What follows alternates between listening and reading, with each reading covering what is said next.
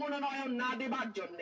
শহীদদের যে প্রত্যাশা নিয়ে গণ অভ্যুত্থান, সেই প্রত্যাশা কিন্তু বায়বীয় বা অলীক কোনো বিষয় ছিল না। এইবারও রাষ্ট্রপতির ভাষণ প্রধানমন্ত্রী দুঃখিত মন্ত্রী পরিষদ কর্তৃক অনুমোদিত একটি ভাষণ তাকে দিতে হলো।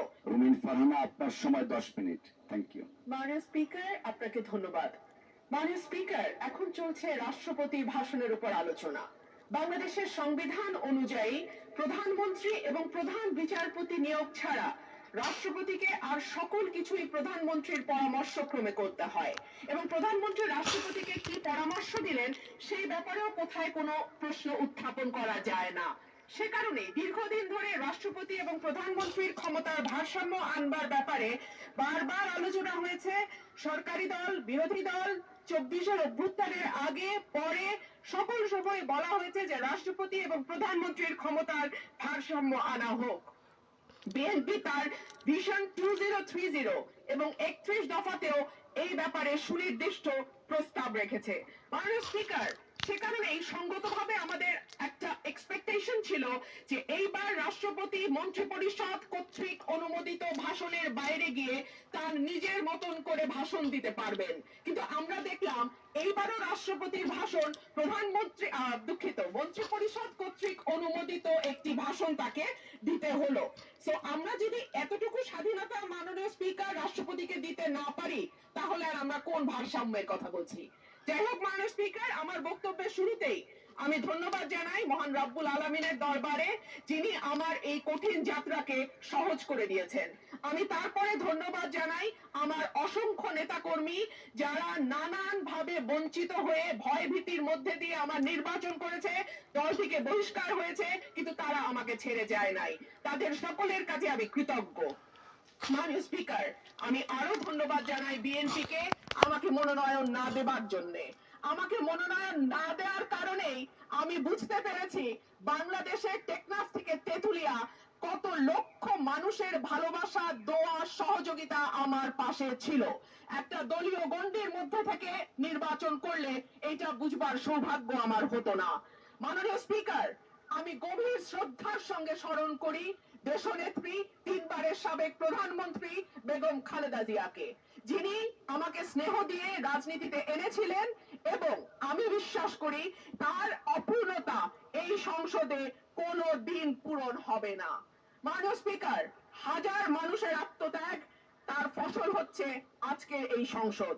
এই মানুষগুলো কারা, যাদের আত্মত্যাগের বিনিময়ে আমরা আজকে কেউ মন্ত্রী, কেউ এমপি, কেউ সরকারি দল, কেউ বিরোধী দল হয়ে এসে সংসদে বসেছি? মাননীয় স্পিকার, তাদের স্বপ্ন কি ছিল? তারা জানতো তাদের এই আত্মত্যাগের বিনিময়ে তারা কিন্তু কেউ মন্ত্রী হবে না, এমপিও হবে না। তারা ছিল সাধারণ মানুষ, একেবারে খেটে খাওয়া সাধারণ জনগণ বাংলাদেশের। তারা একটা স্বপ্ন দেখেছিল, একটা নতুন বাংলাদেশ তৈরির স্বপ্ন, একটা নতুন রাজনীতি নির্মাণের স্বপ্ন, একটা নতুন চিন্তার জন্ম দেওয়ার স্বপ্ন, এবং সর্বোপরি সকলের জন্য যেই ভীষণ রকম বৈষম্য আমরা দেখেছি গত কয়েক বছর, সেখান থেকে মুক্ত হয়ে সকলকে নিয়ে, সকলকে একসাথে করে একটা বাংলাদেশের স্বপ্ন। সেই সকল মানুষের কাছে আমি, এবং আমি বিশ্বাস করি আমার সহকর্মী এই সংসদ সদস্যরা সকলেই কৃতজ্ঞ। মাননীয় স্পিকার, শহীদদের যে প্রত্যাশা নিয়ে গণ অভ্যুত্থান, সেই প্রত্যাশা কিন্তু বায়বীয় বা অলীক কোনো বিষয় ছিল না। এখনো যদি আমরা দেয়ালে দেয়ালে তাকাই, আমরা দেখব তারা তাদের স্বপ্নের কথা দেয়ালে লিখে গেছে। উই ওয়ান্ট জাস্টিস, কিংবা দেশটা কারো বাপের না, তুমি কে আমি কে, বিকল্প বিকল্প। আসছে ফাগুন, আমরা হব দ্বিগুণ। ষোড় মহাজন, আমরা অনেকজন। Change the rules, be a voice not echo. দিনে নাটক, রাতে আটক, নাটক কম করো প্রিয়, হামাক ব্যাটাক মারলু কেন? এমন হাজার প্রশ্ন, লক্ষ জিজ্ঞাসা। এই লড়াইটা কেবল একটা সরকার পরিবর্তনের লড়াই ছিল না মাননীয় স্পিকার। যেই কথাটি আমি বলেছি, একটা স্বপ্ন, একটা নতুন বাংলাদেশ, সকলকে নিয়ে সকলের বাংলাদেশ গঠন করবার একটা স্বপ্ন নিয়ে এই গণ অভ্যুত্থান হয়েছিল। মাননীয় স্পিকার, আমরা স্বপ্ন দেখেছিলাম ধর্ম, বর্ণ, জাতিগোষ্ঠী বা লৈঙ্গিক পরিচয়ের ভিত্তিতে কাউকে অপর বা আদার করে দেয়া হবে না। মাননীয় স্পিকার, আমি খুব বিনয়ের সাথে বলি, এই আন্দোলনের সম্মুখ সারিতে ছিলেন নারীরা। এক ঝাঁক নতুন প্রজন্মের তরুণ মুখ আমরা পেয়েছিলাম। সেই নারীরা 1 বছর পার না হতে হারিয়ে গেলেন কেন? 7 জন নারী সাংসদের এই সংসদে, সেই প্রশ্নটা আমি আপনাদের কাছে রেখে যাচ্ছি। মিছিলের সামনের সারিতে নারীর প্রয়োজন হয়, পুলিশের টিয়ার শেল লাঠিচার্জের সামনে নারী ঢাল হয়ে দাঁড়ায়। অস্থির সময় নারীর সাহায্য ছাড়া পার হওয়া যায় না, আর সবকিছু যখন ঠিক হয় তখন নারী হয়ে যায় ট্রোলের বস্তু। নারীর পোশাক, নারীর চেহারা, নারীর কথা, নারীর হাসি, সবকিছুই তখন হাসির খোরাকে পরিণত হয়। মাননীয় স্পিকার, আমি আপনার মাধ্যমে আজকে সংসদে আরেকটি কথা বলে যাই। 52% মানুষকে পেছনে ফেলে নতুন বাংলাদেশ রচনার কোন চিন্তা যদি কেউ করে থাকে, সেটা কখনো সম্ভব না, কোনো দিন সম্ভব না। মাননীয় স্পিকার, রাষ্ট্রপতি ভাষণের 5 নম্বর প্যারায় বলা হয়েছে, বিবিএস এর চূড়ান্ত হিসাব অনুযায়ী জিডিপি প্রবৃদ্ধির হার 3.49%। প্রবৃদ্ধি হচ্ছে, উৎপাদন বাড়ছে, কিন্তু সেই অনুপাতে কর্মসংস্থান সৃষ্টি হচ্ছে না, বরং উৎপাদন ও সেবা খাতগুলোকে অর্থনীতির মূল চালিকা শক্তি হিসেবে ধরা হয়। সেই দুই খাতেই কর্মসংস্থান চলছে। একে চাকরিবিহীন প্রবৃদ্ধি বলে, যা দীর্ঘমেয়াদে অর্থনীতির স্থিতিশীলতা, অন্তর্ভুক্তিমূলক প্রবৃদ্ধির জন্য একটি বড় ঝুঁকি। দেশে শিক্ষিত বেকারের সংখ্যা বাড়ছে, অন্যদিকে দক্ষতার অভাব এবং ভাষাগত দুর্বলতার কারণে বড় বড় প্রতিষ্ঠানগুলো বাধ্য হচ্ছে অন্য লোক নিয়োগ দিতে, অর্থাৎ কর্মমুখী শিক্ষা দিয়ে চাকরির জন্য প্রস্তুত করতে আমরা ব্যর্থ হচ্ছি। মাধ্যমিকের নিচে শিক্ষাগত যোগ্যতা থাকা ব্যক্তিদের বেকারত্বের হার যেখানে 3.01%, সেখানে উচ্চ ডিগ্রিধারীদের ক্ষেত্রে এটি 8.7%। ভাষণের 6 নম্বর প্যারায় মূল্যস্ফীতির কথা বলা আছে। বিবিএস এর সর্বশেষ হিসাব অনুযায়ী চলতি বছরের ফেব্রুয়ারি মাসে দেশের খাদ্য মূল্যস্ফীতি দাঁড়িয়েছে 9.30%, যা গত 13 মাসের মধ্যে সর্বোচ্চ। উচ্চ খাদ্য মূল্যস্ফীতির কারণে বিশ্ব ব্যাংকের ঝুঁকিপূর্ণ দেশগুলোর লাল তালিকায় অলরেডি বাংলাদেশের নাম গেছে। এর সরাসরি প্রভাব পড়ে নিম্নবিত্ত এবং মধ্যবিত্ত মানুষের ওপর, যাদের মোট আয়ের 2/3 থেকে অর্ধেক পর্যন্ত খাবার কিনতেই চলে যায়। ক্রমাগত মূল্যস্ফীতি দারিদ্র্য বাড়ায়, পুষ্টিহীনতা তৈরি করে এবং আগামী প্রজন্মের মেধা বিকাশে সরাসরি প্রভাব রাখে।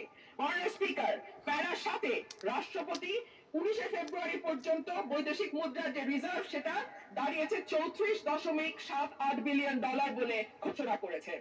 এই বৈদেশিক মুদ্রা আয়ের প্রধান খাত হলো পোশাক রপ্তানি। এরপর আছে প্রায় 1 কোটি প্রবাসীর পাঠানো রেমিটেন্স, বৈদেশিক ঋণ, ফরেন ডাইরেক্ট ইনভেস্টমেন্ট বা এফডিআই, বৈদেশিক অনুদান ইত্যাদি। একক শিল্প হিসেবে তৈরি পোশাক খাতের উপর অতিরিক্ত নির্ভরতা, বৈদেশিক ঋণ বেড়ে $113.51 বিলিয়ন হওয়া, এফডিআই এর ক্রমাবনমন ইত্যাদিকে মোকাবেলা করতে হলে রফতানি পণ্যের বহুমুখীকরণ, বিনিয়োগ বান্ধব পরিবেশ তৈরি, বিদেশে দক্ষ শ্রমশক্তি প্রেরণের কোনো বিকল্প নাই। সম্প্রতি সিপিডির সম্মানীয় ফেলো প্রফেসর মোস্তাফিজুর রহমান বলেন, ভবিষ্যতে ঋণ পরিশোধের চাপ আরো বাড়বে, তাই এখন থেকে আয় বাড়ানোর দিকে নজর দিতে হবে। রপ্তানি ও প্রবাসী আয়ের প্রবাহ শক্ত না হলে এই চাপ সামাল দেয়া সত্যিই কঠিন। পাশাপাশি হুন্ডি ও অর্থ পাচার বন্ধে কঠোর ব্যবস্থা নেওয়ার কথা বলা হয়েছে।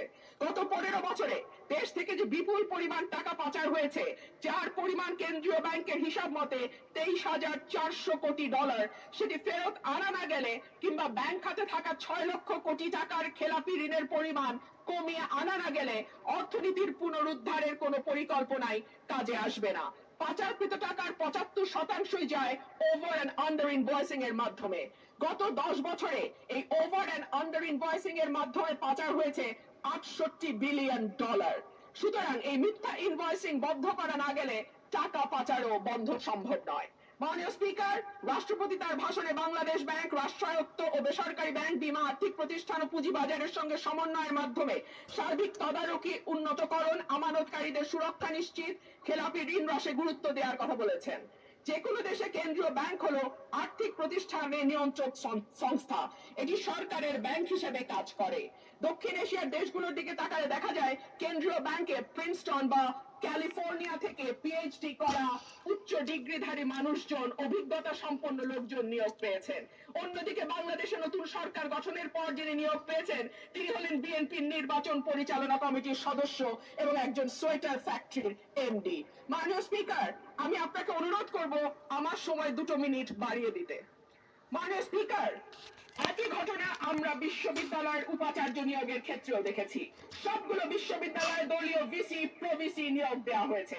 দল করা দূষণীয় কিছু নয়, কিন্তু দল না করলে যদি নিয়োগ না হয় সেটা দুর্ভাগ্যজনক। দলদাস শিক্ষকদের হাতে। ধন্যবাদ মাননীয় সদস্য। মাননীয় চিফ হুইপের অনুরোধে অলরেডি আপনাকে আজকের দিনের মধ্যে সর্বোচ্চ সময় দেওয়া হয়েছে 10 মিনিট। আপনার বক্তব্যের ফ্লো যেন ঠিক থাকে সেজন্য টানা 10 মিনিট দেওয়া হয়েছে। মাননীয় সদস্য, আপনাকে অসংখ্য ধন্যবাদ। আমাদের মাননীয় সদস্য,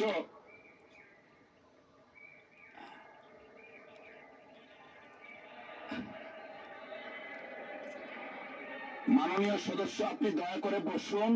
you will have time, next time আপনাকে দেওয়া হবে। এখন আমরা let us continue our business. I humbly request you to take your seat. Thank you.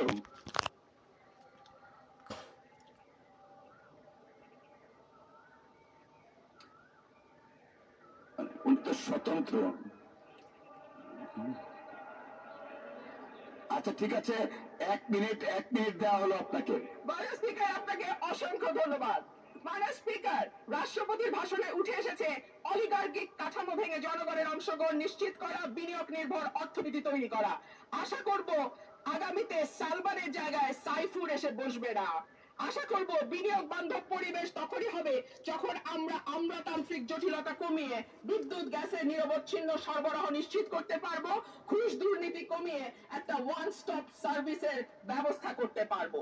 পাতানো নির্বাচন বলতেই 14, 18, 24-এর কথা আসে মাননীয় স্পিকার, কিন্তু গত কয়েকদিন আগে পত্রিকায় যেটা স্পষ্টভাবে এসছে 2008 সালের নির্বাচন মাননীয় স্পিকার, সেটিও কোনো নিরপেক্ষ নির্বাচন ছিল না।